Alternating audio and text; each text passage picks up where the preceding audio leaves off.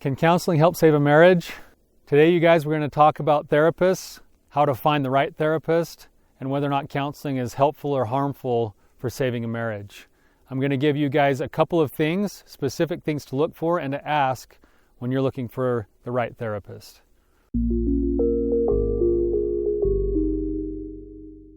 Tyler, your Wandering Therapist here. I'm excited to be with you. I get a question about therapists a lot, and usually this question comes after I've had a hard session with somebody and they say, man, I don't think this is helping. This might be actually hurting. And so today we're going to talk a little bit about therapists, how to choose the right one, and whether or not it's effective to use a good therapist. So the research actually shows that couples are more likely to come into therapy at the end of their relationship rather than at the beginning of their relationship. And so the prognosis gets worse the longer I wait. For couples who come in early, when they come in for premarital counseling, the statistics actually line up to show that couples who do premarital counseling are far more likely to avoid divorce and to have happy relationships than couples who don't. In fact, if you want to inoculate yourself, or right now if you're married and you've got children, if you want to inoculate your children from going through divorce, one of the best things that you can do for them is pay for their therapy when they find a significant other they want to marry, and to have them do it as a premarital thing to help them line some things out before they get into their relationships. Now, that's a side note. Let's get back to the task at hand. How do we choose the right therapist, and will it help me? The statistics show that finding the right fit for a therapist is sometimes more important than any other factor in whether or not therapy is going to be effective. So let's talk a little bit about the right fit. There's a few key principles that you want to look for when you're deciding on finding the right therapist. The first one, obviously, is expertise. I need to go to a person who specializes in the kind of help that I'm needing. So when you get online and you start looking at all the different therapists, and let's say you have an issue that you want to get through that includes, say, depression, you can go through a list of therapists to find who specializes in depression. Or maybe you have another issue where there's been betrayal in the relationship. You want to find a therapist who specializes in affairs and betrayal instead of some general therapist. And so one way to really start to separate things out is you'll find therapists who say they do everything. The therapist who does everything likely specializes in nothing. And so you're likely not to get as targeted of help as you would like. So make sure you find and seek targeted help. You want someone who is an expert in their field. So that's the first one, is find the right kind of expertise. Secondly, you want to find a therapist who lines up their value system mostly with yours. Let's be honest, wherever you're living, there's probably over 100 different therapists you could choose to go see right now. I promise you that among those 100 therapists, there's several therapists that won't line up with your values in the way that they do therapy.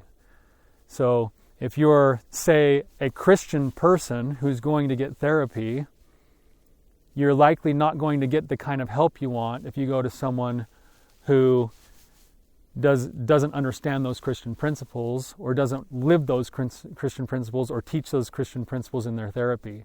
They can still offer the education and the expertise, but they're not going to have the background in those values. In my world, people come to see me because they want to stop looking at pornography. They come to see me because they want to heal from betrayal trauma. They come to see me because they value something like the law of chastity, which is that we have sex only with the people that we're in relationships with, rather than with pornography or anybody else. They come to see me because I purport those same values.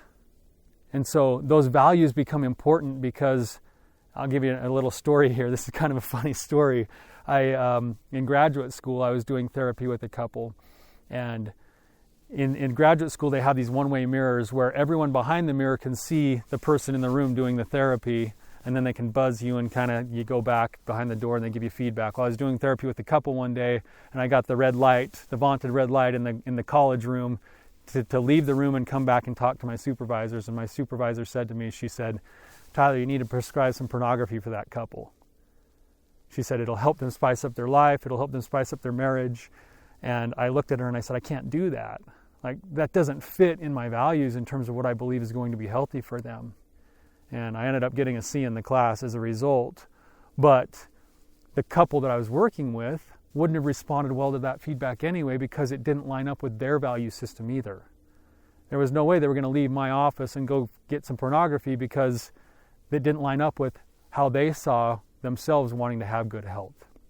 So find a therapist, and in that initial interview, if you do an initial appointment with them, talk a little bit about how they approach things. Get a sense of their values. Get a sense of whether or not they're going to help move you in a direction you want to be going, or if they'll be fighting you the whole time. And I'm not saying that they're going to be yes men, that they're just going to like tell you whatever you want to hear, because they're going to have to challenge you, but they need to be lined up with your values.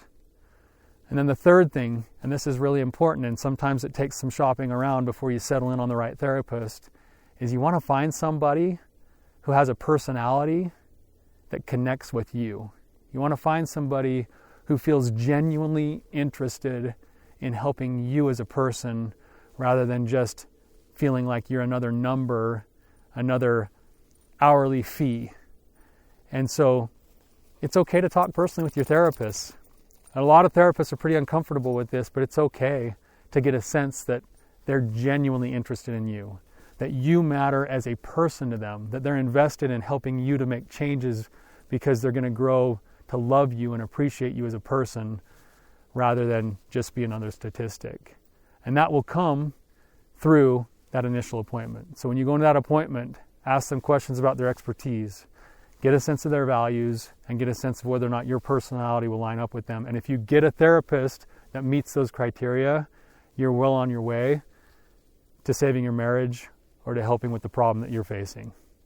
Good luck, guys. Thank you so much for being here with me. If you found this to be valuable for you, please hit the like and subscribe button. If you're facing particular struggles that you need help with or roadblocks that you're running into, please submit a question. I'd be happy to answer it for you.